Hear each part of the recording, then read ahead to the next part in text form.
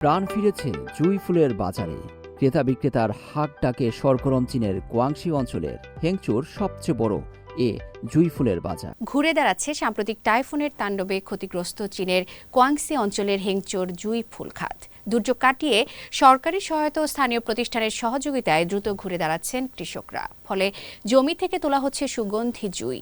এতে প্রাণ ফিরেছে চীনের সবচেয়ে বড় জুঁই ফুলের বাজার। তবে সরবরাহ কম থাকলে ভালো দাম পাওয়ার আশাবাদী কৃষকরা। লুৎফর কবিরের রিপোর্টে।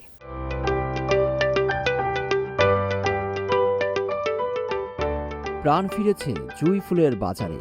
ক্রেতা বিক্রেতার হাক ডাকে সরগরম চীনের গুয়াংশি অঞ্চলের হেংচুর সবচেয়ে বড় জুঁই ফুলের বাজার, যেটি মূলত চীনের জুঁই রাজধানী হিসেবে পরিচিত।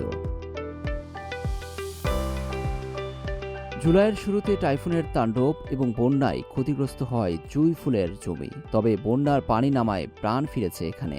একই সঙ্গে স্থানীয় ফুলের বাজারেও শুরু হয়েছে বছরের সবচেয়ে ব্যস্ত কেনাবেচার মৌসুম। আমার বাড়ি প্রায় ৪-৫ দিন ধরে পানিতে ডুবেছিল। সরকার সাহায্য করেছিল এবং এরই মধ্যে পুরো জুঁই ফুলের সরবরাহ আগের অবস্থায় আনার চেষ্টা চলছে। বন্যায় হেংচুর প্রায় ৬০% জুঁই বাগান তলিয়ে যায়। এতে প্রায় ৪,৭০০ হেক্টর জমির ফুল ক্ষতিগ্রস্ত হয়েছিল। তবে সরকারি সহায়তা এবং নানা প্রতিষ্ঠানের উদ্যোগে দ্রুত ঘুরে দাঁড়াচ্ছেন এখানকার কৃষক। ভোর থেকে তাজা জুঁই ফুল সংগ্রহ করে হেংচুর শিচিং ফুলের বাজারে নিয়ে আসছেন তারা। সরবরাহ কম থাকায় বর্তমানে কেজি প্রতি জুঁই ফুলের দাম বেড়ে ৮২ ইউয়ানে, যা স্বাভাবিক সময়ের প্রায় দ্বিগুণ। এখন বাজারে যে ফুল আসছে তা মূলত কম ক্ষতিগ্রস্ত ক্ষেতের প্রথম দফার ফলন। উৎপাদন তুলনায় কম হলেও ফুল বিক্রি হয় খুশি কৃষক। চাষিদের আস্থা ফিরিয়ে আনতে আমরা শুরুতেই দাম বাড়িয়েছিলাম।